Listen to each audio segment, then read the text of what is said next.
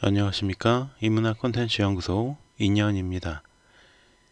우리 역사 속의 범죄자들, 오늘은 그 22번째 최장기간 탈옥수 신창원에 대한 이야기를 다루어 볼까 합니다. 자, 22번째 이야기, 가장 오랫동안 잡히지 않았던 탈옥수 신창원에 대한 이야기 시작하도록 하겠습니다. 범죄자에게 대단하다는 말을 붙이는 건 굉장히 우스운 일이죠. 그러나 가끔은 정말 대단하다라는 말이 나올 수밖에 없는 범죄자들이 있는데요. 신창원이 바로 그런 인물 중 하나라고 할 수 있습니다. 물론 그의 범죄가 대단하다는 것을 의미하는 것은 아니니까 오해하는 분들은 없으시길 바라고요.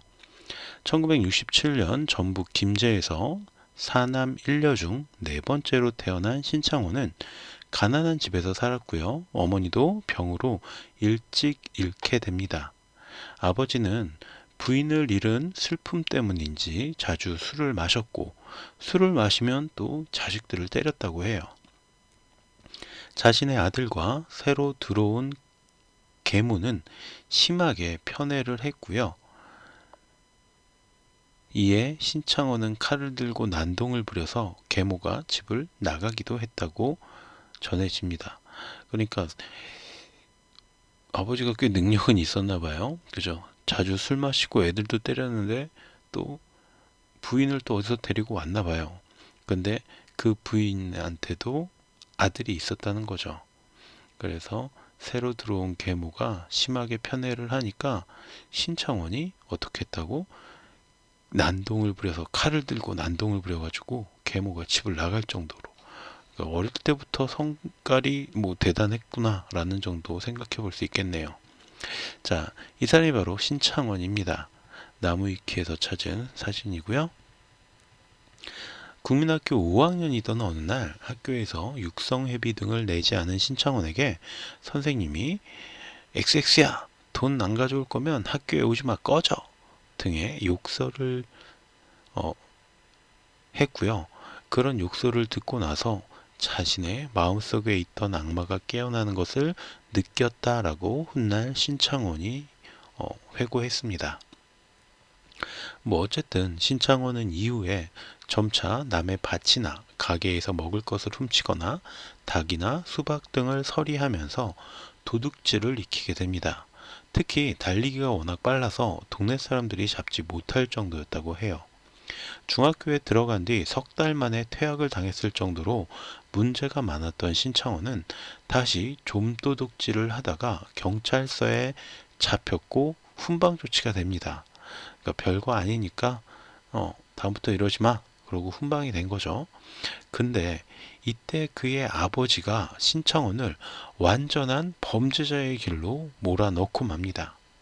이미 훈방되어서 풀려난 신창원을 굳이 다시 경찰서로 끌고 가서 소년원에 넣어주세요 라고 사정을 한 거죠. 그러니까 경찰들 입장에서는 어때요? 아버지가 직접 데려와서 소년원에 넣어달라고 하고 어쨌든 범죄는 저지른 건 사실이니까 소년원에 보내버립니다. 자, 이렇게 소년원에 들어간 신창원은 이후에 완전히 범죄자의 길로 들어서게 되었고요. 이후부터 신창원은 감옥을 밥 먹듯이 드나들기 시작했으며 한 번 감옥에 다녀올 때마다 점점 대담한 범죄를 저지르게 되었다라고 합니다. 특히 어릴 때부터 몸이 민첩하고 지는 것을 싫어해서 싸움을 꽤 잘했던 신창원은 복싱을 배우면서 두려움이 더 사라져서 지나가는 행인을 폭행하고 돈을 빼앗기도 했다고 해요. 그러다가 서울의 상경에서 고향 후배 4명이 함께 슈퍼마켓과 금은방을 터는 강도짓을 벌이게 되었고요. 1989년 3월 28일 주범인 김양훈이 문구점 주인을 살해하는 사건이 벌어지게 됩니다. 다른 일당들은 모두 4월 1일에 바로 체포가 되었는데 신창원은 총을 맞은 상태로도 탈주에 성공을 해요. 하지만 결국 반년 뒤에 체포당했고 강도 살인죄로 무기징역을 받아서 경부 북부 교도소에 수감이 되었다고 합니다. 살인에 직접 가담하지는 않았지만 방조했기 때문이라고 해요. 이 부분에 대한 필자의 생각은 글의 말미에 다시 다루도록 하겠습니다. 어쨌든 이후에 1994년 부산교도소로 이관된 그는 1997년 1월 탈옥에 성공하게 됩니다. 노역 작업 중에 작은 실톱날 조각을 빼돌려서 하루에 20분씩 2달 동안 화장실의 창문을 잘라내서 감방을 나와서는 외벽 환기통을 타고 1층으로 내려와서 그 쇠창살로 담장 밑이 얼어붙은 땅을 파내어 감옥 안에 있던 공사장으로 들어갔고 그는 거기서 밧줄을 주어서 그곳으로 공사장 펜스를 넘어서 탈옥했다고 전해집니다. 이때 신창원은 좁은 틈을 빠져나가기 위해서 몸무게를 약 15kg 정도나 감량했다고 해요. 정말 노력이 가상하다고 이야기할 수 있겠네요. 자, 이게 무기수 탈주 상황도라고 해서 신창원의 탈주 상황도예요. 그러니까 신창원이 있던 게 2층, 3동의 2층 방이었다는 거예요. 거기서 화장실 통풍구를 뚫고 이제 환기구를 타고 내려와서 그리고 2동을 지나서 땅을 30cm 정도 자기가 잘라낸 쇠창살로 판 다음에 교회 공사를 딱 하고 있었다죠. 이 교도소 안에 있는 교회에 공사를 하고 있었고 그 공사장으로 들어간 뒤에 거기서 줄을 하나 구해가지고 담장 밖으로 던지고 그 다음에 공사장 쇠파이프를 버팀대로 사용하고 담을 넘어서 탈옥했다라고 합니다. 1997년 1월 21일 한국일보에서 실었던 신창원의 탈주 상황도가 되겠습니다. 이후에 약 500m 떨어진 화해 농가에서 옷을 훔쳐 입은 신창원은 서울로 잠입하는 데 성공하게 됩니다. 그리고 마침내 2년 4개월이라는 시간 동안 4만여 킬로라는 엄청난 거리의 도주를 시작하게 되죠. 그는 도주 중에도 빈집에 들어가서 돈을 훔쳐서 생활했으며 중간중간 차를 훔쳐서 도주하기도 했습니다. 이 당시 경찰과 마주쳐서 따돌린 것만 6번이었고 그를 잡기 위해서 연간 97만 명이라는 경찰 병력이 동원되었고 전국 6개 지방경찰청에 전담 수사본부가 설치되기도 했대요. 게다가 워낙 여러 지역을 돌아다니며 범죄를 저지르고 빠져나갔기 때문에 그 지역의 경찰들이 줄줄이 옷을 벗는 사태도 일어났다고 합니다. 자, 신창원의 도주 행각 이렇게 지도를 통해서 보면 이런 거죠. 경기도 평택에서 충남 천안으로 갔다가 전북 김제로 갔다가 경북 성주로 갔다가 다시 경기 평택으로 아니구나. 서울로 갔다가 충남 천안으로 갔다가 이제 전남 순천에서 건거가 돼요. 그런데 부산에서 출발을 한 거죠. 경북 북부교도소에서 부산에서 출발, 경기 평택, 충남 천안, 전북 김제, 경북 성주, 서울, 충남 천안, 그리고 부산에서 전남 순천에서 건거. 이거 굉장히 정말 전국을 누비고 다녔구나 라는 걸 알 수가 있겠네요. 마침내 신창원은 방송까지 타면서 전국구 범죄자가 되었고요. 현상금 또한 1천만 원에서 5천만 원을 넘어가며 당시 역사상 가장 높은 금액의 현상 수배범이 되었다고 합니다. 당시에 대치동 음마아파트 35평짜리가 1억 5천만 원이었다라는 점을 생각해 본다면 현상금 5천만 원은 어마어마한 돈이 되겠죠. 신창원의 변장한 모습으로 벽면을 가득 채운 파출소의 모습 한 겹의 자료 사진을 가져와 보았고요. 그러니까 지금 벽면 하나가 다 신창원이에요. 신창원이 이렇게 분장했을 경우, 저렇게 분장했을 경우, 머리를 길렀을 경우, 안경을 썼을 경우, 안경을 안 썼을 경우, 뭐 여러 가지 정말 변장한 모습을 이렇게 벽 하나에 가득 채워놓은 거죠. 이 때문에 경찰들의 말하기 부끄러운 추태도 발생하게 되는데요. 신창원 출몰에 대해 사전 정보를 입수했으면서도 단독으로 검거를 시도하다가 실패를 하기도 했고요. 신창호의 동거녀를 감시하던 형사가 그녀를 성폭행해서 구속되기도 했다고 합니다. 이게 뭐 이게 범죄자예요? 경찰이에요? 자, 당시 연합뉴스의 기사 제가 링크 걸어놨습니다. 신창원 동고녀 성폭행한 경찰 중징계 방침이라는 제목이네요. 그리고 마침내 1997년 7월 16일 전남 순천의 한 아파트 104동 205호에 가스레인지 수리를 갔던 수리기사가 신창원을 목격했고요. 경찰서에 신고를 하게 됩니다.